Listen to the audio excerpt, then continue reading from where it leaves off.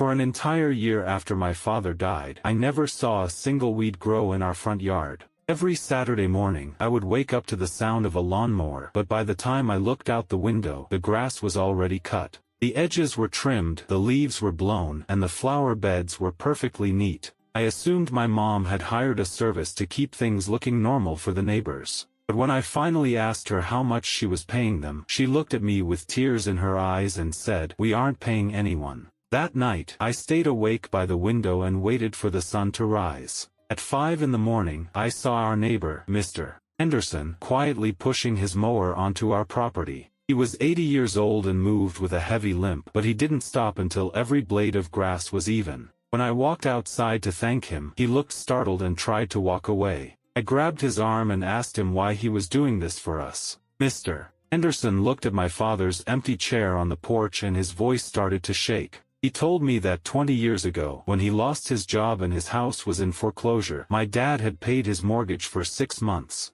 My father never told a soul, not even my mother. Mr. Henderson whispered that he could never pay the money back, so he decided he would never let my father's home look abandoned. He said, "As long as I am standing, this house will look like your father is still inside taking care of it."